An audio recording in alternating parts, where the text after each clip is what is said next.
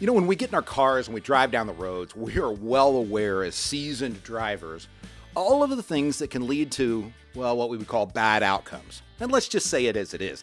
A wreck would probably be the worst. Hopefully no casualties, right? No bodily injury. There are a lot of things that can happen to your retirement. Really mistakes that exist in investing.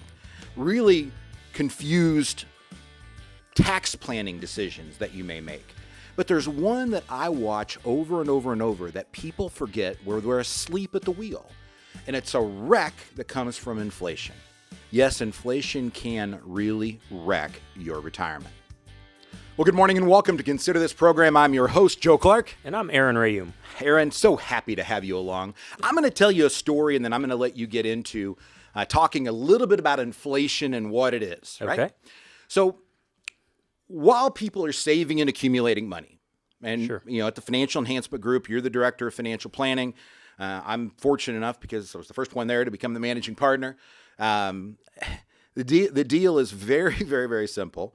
While we're saving and accumulating money, we focus on assets. And when you go to retire, you begin to worry about income. Mm-hmm. Now, the truth of that income is what's called purchasing power, right? Sure. It's what you can do with money. And we're going to talk about something that I believe is a sleeping giant. I don't believe it's very well understood. And I think if you turn on the TVs, you're going to have an awful lot of people tell you it doesn't even matter anymore. Pay no attention. Think Star Wars. There's nothing to see here, right? Well, there's a lot to see here, and we're going to talk about it. So in 1980, I was not in the industry. I won't tell you that I wasn't doing things with money. That's not true. But I couldn't do it legally, and I wasn't doing it for other people, right? Sure. I had a paper route. I was pretty good on my paper route. Anyhow, back in 1980, if I would have looked at you and you would have said, Joe, and I'm going to go to using my screen here for those of you that are listening on the radio, you're not going to be able to see this, obviously, but for those of you that are watching the YouTube video, you'll be able to see it. So it's 1980, and you gave me your $1 million, and what do you suppose you would tell me in 1980 about the $1 million? Same thing you hear today. I need to live off that money.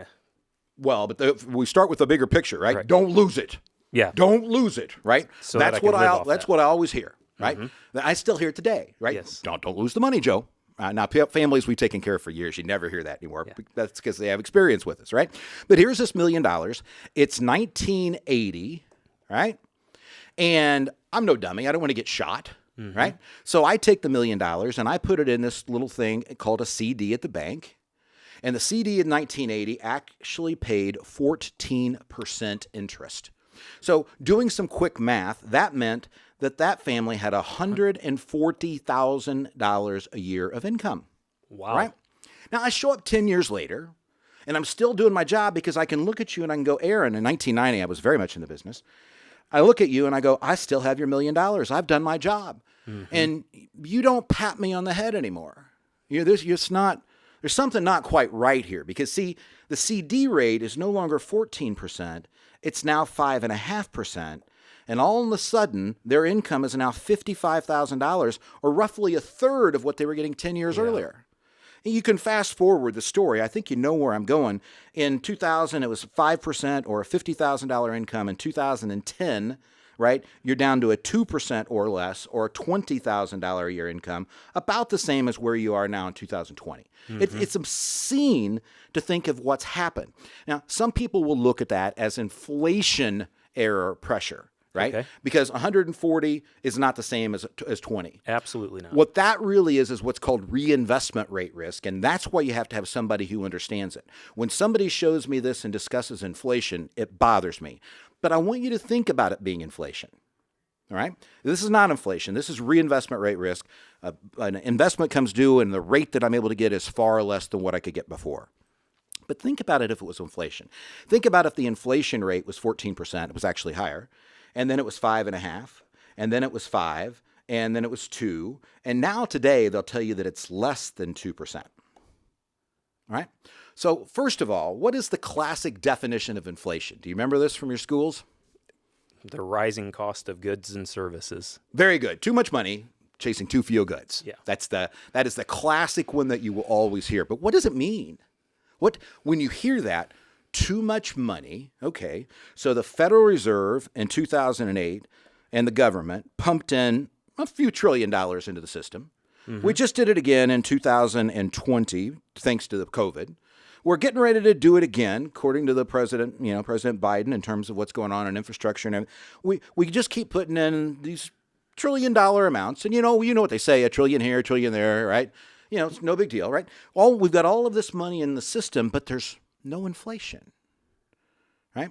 So either something is broken in that too much money, chasing too few of goods, or there's something that's not quite right, right? Now here's where I got to talk to you, and I just want to be as upfront about this as I possibly can. You are unique. Now that is not your mother calling you strange. This is me telling you you are unique. God crafted us all individually. I like to tell people you're going to get the retirement you earned. That means the decisions you made to save and accumulate, the investment choices you made, the tax planning time that you put in it, the energy that you put into listen to the show. You're going to get the retirement that you earned at the end of the day, right? When we get to talking about what that means as a fiduciary, how do you go about earning this retirement? There are 4 things, we call it the fiduciary focus, that Aaron and I are going to talk about, right? Risk and volatility, fees and expenses, taxes today and tomorrow. You're on a journey. And last but not least is that real return. Real is the inflation rate. And here's what happens as we travel through life. What you spend your money on changes. Really? It does, right? So Aaron's got 3 young kids. I don't. We both have wives and dogs, right? That's the deal, right? We both have houses. Right? So he's at the stage of his life where most of the things that he needs in his house have been bought. Yes. Right? We have younger people who work for us who are still adding to their house. Right? So they're buying what's called a good. The younger you are, typically, the more goods that you need. As you age, it changes to the more things you need. I need a lot more money today that is being spent in services. Right? So when the government gives us this inflation rate, and you'll hear it in the terms of a CPI, or Consumer Price Index, right? And when you have that number come out, it is a combination of goods and services, right? Now, as the macro picture guy for how we invest our portfolios, I care about both goods and services. When I sit down with the families that I take care of, and Aaron sits down with the families that he takes care of, we only care about you, right? My pen's not going to work, doesn't matter.